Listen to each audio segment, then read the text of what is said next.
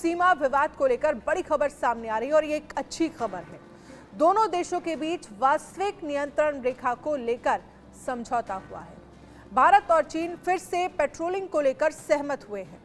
भारतीय विदेश मंत्रालय की तरफ से ये जानकारी दी गई है, जिसमें खास बात है कि यह समझौता प्रधानमंत्री नरेंद्र मोदी के 16वें ब्रिक्स शिखर सम्मेलन के लिए रूस की यात्रा से ठीक पहले हुआ है।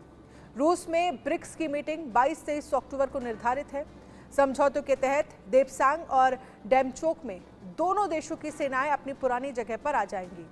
इसके साथ ही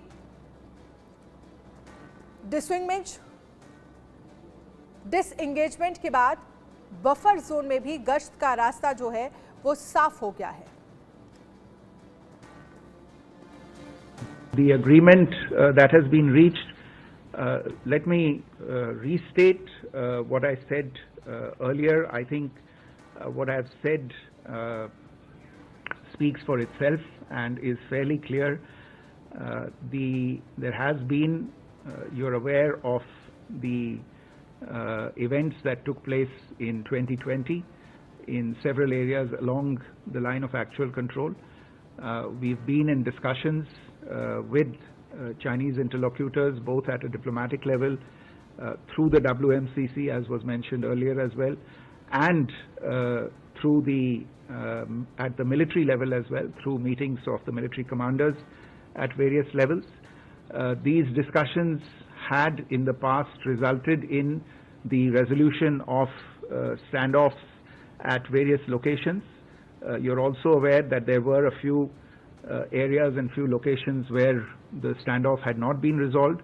Now, as a result of the discussions that have taken place over the last several weeks, an agreement has been arrived at on patrolling arrangements along the line of actual control in the India-China border areas, and this is leading to disengagement and eventually a resolution of the issues that had arisen in these areas in 2020.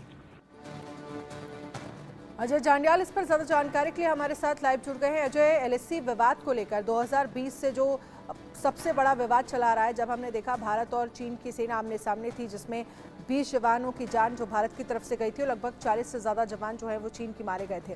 तो अब सीमा विवाद को सुलझाने के लिए नया patrolling arrangement, और ये कितनी बड़ी खबर है अगर हम दोनों के बीच एलएसी मुद्दे पर समझौते को लेकर बात करते हैं।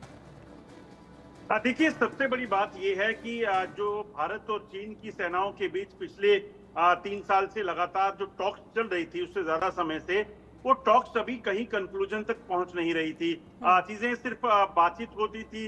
तो ये कहा जा सकता है कि जो बातचीट के नतीजे जो है वो कुछ ज्यादा नहीं दिख रहे थे, मगर आस बिल्कुल बनी हुई थी। जब जब बात हुई, जितने भी राउंड ये टॉक्स हुई हैं, उसपे एक चीज ये थी कि नाउमीदी नहीं थी, उम्मीद ये थी कि जल्द कुछ होगा। और अब कहीं ना कहीं पेट्रोलिंग को लेकर जो ये जो एग्रीमेंट हो रहा है कि कुछ समय के बाद वहां पर पेट्रोलिंग जो है वो इजाजत की बात हो जाएगी, ये कहीं ना कहीं बताता है कि कहीं ना कहीं अब एक पॉजिटिव स्टेप जो है वो दोनों तरफ से अब आगे बढ़ने लगे हैं। और इसके पीछे की बड़ी वजह क्या है? लेकिन अजय यहाँ ये समझने की जरूरत है कि अगर ब्रिक्स समिट से पहले ये बड़ा डेवलपमेंट हुआ है सीमाओं के बीच, तो क्या ब्रिक्स समिट में जब प्रधानमंत्री नरेंद्र मोदी शामिल होंगे, शी जिनपिंग वहां पर होंगे, तो क्या समिट से तर भी दोनों की बातचीत हो सकती है? अब इस तरह के कयास क्या लगाए जा सकते हैं? इस तरह के आसार क्या नजर आ रहे हैं?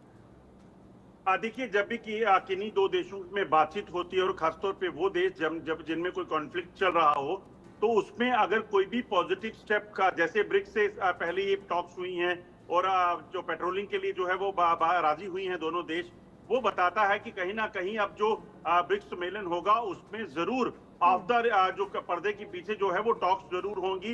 ये कहा जा सकता है कि जो एक शेड्यूल होगा, उसके अलावा दोनों देशों के जो मुखिया हैं उनके बीच में बातचीत हो सकती है। और उसके पीछे की वजह ये, जिस तरीके से भारत का कद बढ़ा है, जिस तरीके से भारतीय सेना का शौर्य line of control actual control पर दिखा है, वो बताता है कि चीन भी अब समझता है कि भारत के साथ बेहतर ताल्लुकात ही बेहतर रहेंगे।